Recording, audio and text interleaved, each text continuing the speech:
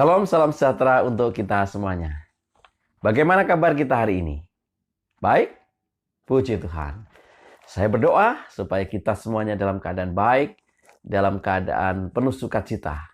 Karena apa? Karena Tuhan selalu ada di samping kita, Tuhan selalu melindungi kita, Tuhan menjaga kita. Itulah kebaikan dan kemurahan Tuhan. Selalu baru setiap pagi. Nah, saudara-saudaraku yang dikasihi Tuhan, pagi ini kita akan kembali mereview, meringkas atau mendapatkan catatan dari poin-poin khusus untuk renungan pagi kita. 11 Mei 2020 dengan judul Belajar Alkitab dengan Doa yang Sungguh-Sungguh. Nah, ayat intinya ditulis di Roma 15 ayat 4. Segala sesuatu yang ditulis dahulu telah ditulis untuk menjadi pelajaran bagi kita, supaya kita teguh berpegang pada pengharapan oleh ketekunan dan penghiburan dari kitab suci. Ada setidaknya 3 catatan yang akan kita renungkan, atau 3 poin yang akan kita renungkan. Yang pertama, kesombongan hati. Nah, kutipannya sebagai berikut. Mereka yang tidak mau menerima kebenaran Alkitab yang terang, jelas, dan tajam, senantiasa mencari cerita-cerita dongeng yang mendiamkan hati nurani. Berhati-hatilah kepada keadaan kita, kondisi kita. Mari kita cek diri kita, kalau ternyata kita lebih mencintai cerita-cerita, dongeng-dongeng, atau bacaan-bacaan yang menyenangkan jiwa kita. Itu artinya apa? Itu artinya kita sudah mulai tidak tertarik untuk mempelajari kebenaran-kebenaran firman Tuhan. Padahal kebenaran firman Tuhan itu adalah terang, jelas, dan tajam. Nah, oleh karena kesombongannya, mereka tidak perlu menyelidiki Alkitab dengan jiwa yang menyesal dan doa yang sungguh-sungguh memohon tuntunan ilahi. Mereka tidak mempunyai perisai untuk menangkis penipuan. Hati-hati saudara sekalian, kalau sementara kita dinina bubukkan dengan cerita-cerita, dengan dongeng-dongeng, dengan hal-hal yang kebenarannya diragukan di dunia ini, kita sangat dalam keadaan bahaya. Jadi, mari kita dengan rendah hati, menyesal, mempelajari akan firman Tuhan dengan sungguh-sungguh. Yang kedua, waspada terhadap doktrin palsu.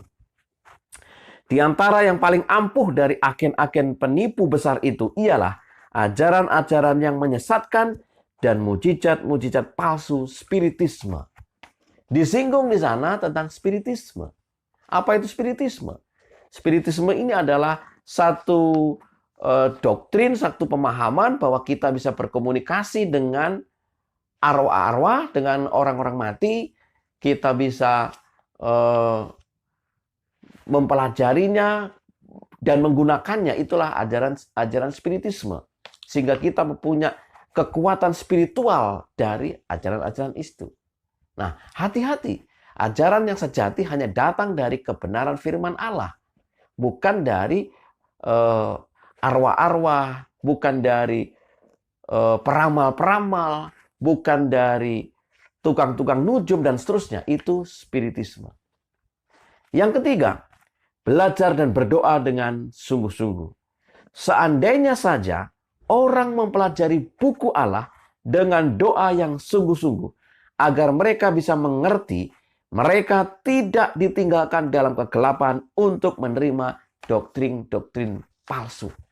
Saudara sekalian, bagaimana caranya kita menangkal, menangkis, membentengi diri kita dari doktrin-doktrin palsu, termasuk dengan ajaran-ajaran spiritisme, adalah dengan cara mempelajari Alkitab dengan doa yang sungguh-sungguh. Kutipan Ellen G. White, Kemenangan Akhir, halaman 479. Dengan doa yang sungguh dan ketergantungan kepada Allah, Salomo memperoleh hikmat yang membangkitkan kebenaran dan kekaguman dunia. Tetapi pada waktu ia berpaling dari sumber kekuatannya dan bergantung pada dirinya sendiri, ia menjadi mangsa pencobaan.